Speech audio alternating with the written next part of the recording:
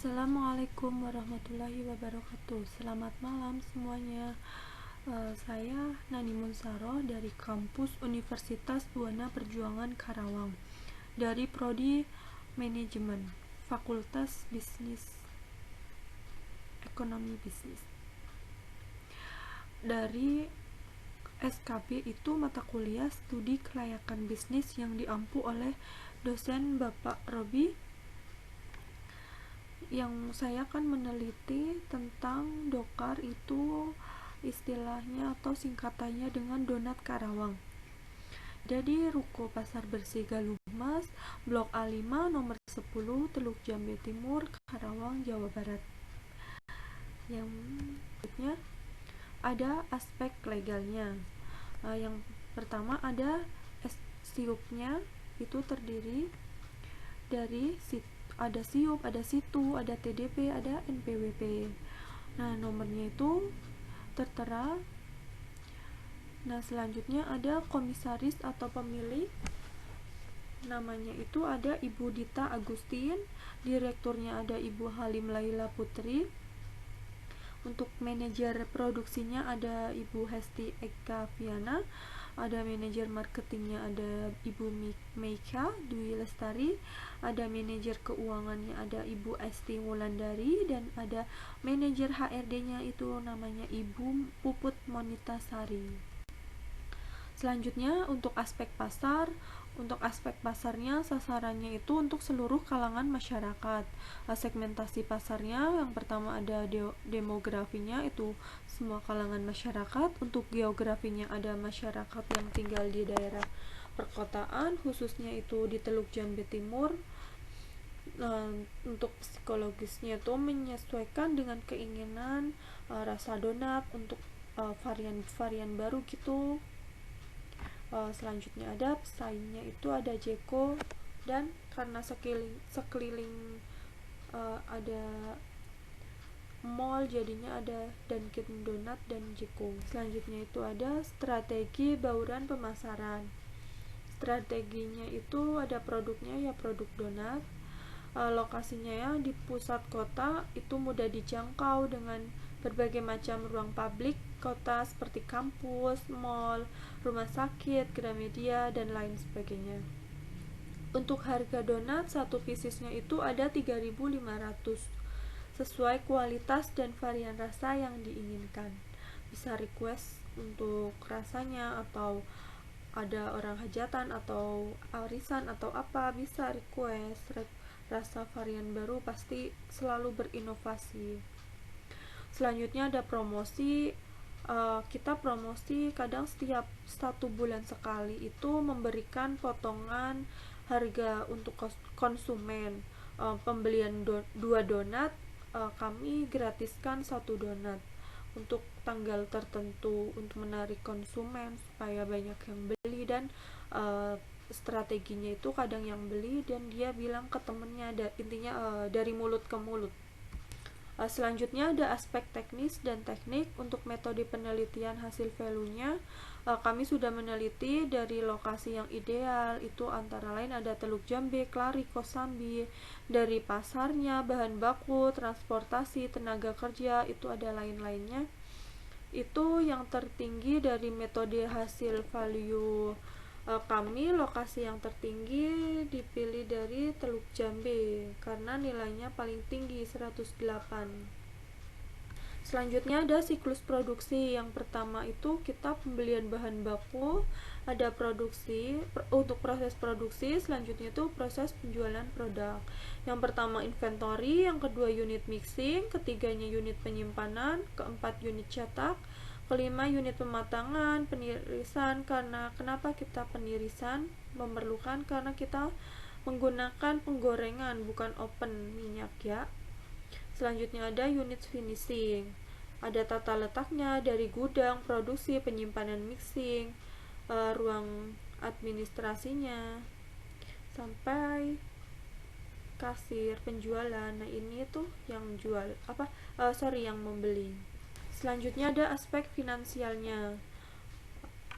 investasinya kita itu di produk Dokar ini usahanya 70 juta, untuk modal kerjanya 20 juta, umur ekonomisnya itu 5 tahun. Penyusutannya itu kan rumusnya investasi dikurangi modal kerja dibagi umur ekonomis. Nah, ini 70 juta, 20 juta, 5 tahun umur ekonomis dibagi umur ekonomis jadi 10 juta. Untuk arus kas EAT-nya ada 107, penyusutannya ini 10, kas bersihnya 157 untuk 20%-nya, PV-nya 92, 69. Untuk payback period, kas bersih setiap tahun itu berbeda. Nah, untuk investasinya kita kan tadi 70 juta ya. Kas bersih 1 tahun, kas bersih tahun pertama itu 28 juta bagi 42, ke tahun kedua ini 30 bagi 12 juta, karena sisa tidak bisa dikurangi proses tahun keempat, maka sisa prosesnya tahun kedua dibagi proses tahun keempat, itu 12 juta dibagi 31 juta dikali 12 bulan, itu ketemunya ini sampai 5 bulan. Payback periodnya itu 3 tahun lebih 9 bulan. Kurang dari umur ekonomis, paybacknya itu dinyatakan baik. Yang kedua ada average rate of return yang sering disebut ARR, itu rumusnya total EAT dibagi umur ekonomis. Nah, rata-rata investasinya itu ini 18 juta tambah 20 juta tambah 21 juta ditambah 23 juta ditambah 25 juta, itu totalnya ini 107 juta dibagi umur ekonomisnya 5 tahun, itu sama dengan 21.400.000. Untuk 70 juta bagi 2 35 juta. Nah, ini 21 juta dari rata-rata EAT-nya dibagi rata-rata investasi 35 juta, ketemunya ini 5,8%. Untuk nomor ketiga selanjutnya net present value, ada tahunnya dari 2019 sampai 2023. Ini jumlah totalnya 92.069.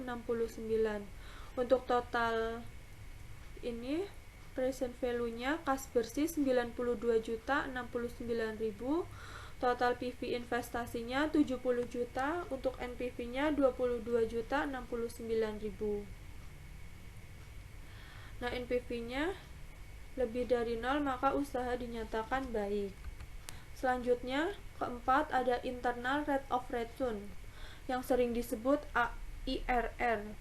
Nah, tadi dari rata-rata bersih 24 juta ditambah 30 juta ditambah 31 juta ditambah ini jadi ketemunya 31, perkiraan ini 70 juta itu investasi dibagi 31.400 sama dengan 2,229. Dalam tabel A2 tadi, tahun kelima diketahui yang terdekat dengan angka tersebut itu 2,220, itu jadi 35%. Secara subjektif, tiap diskon kita kurangi 2% menjadi 33%, sehingga NPV-nya dapat dilihat tabel sebagai berikut ini. Nah, NPV dengan 33% ini kas bersihnya 701.410. Ini jadinya 141. Kalau yang 23% ini 68. Jadi 68.809 dikurangi investasi. Itu 70 juta jadi 1.191. Kemudian ada tabel ini 33%.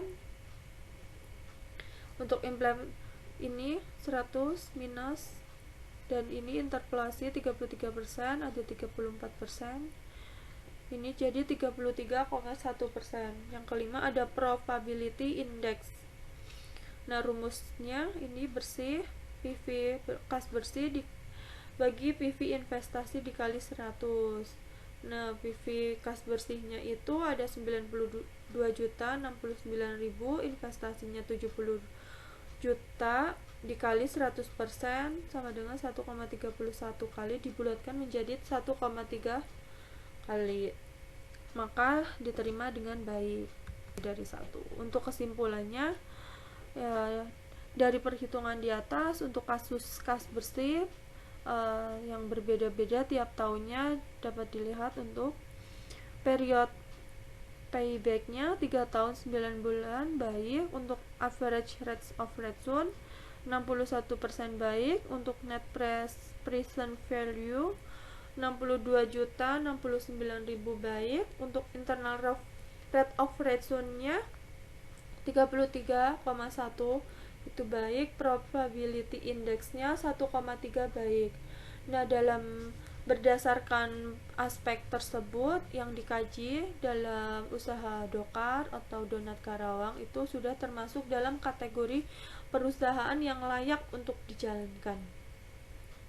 Nah, perusahaan ini memiliki legalitas hukum yang sah sesuai dengan aturan. Selain itu, dalam segi teknis, produksi perusahaan ini sangat rapi.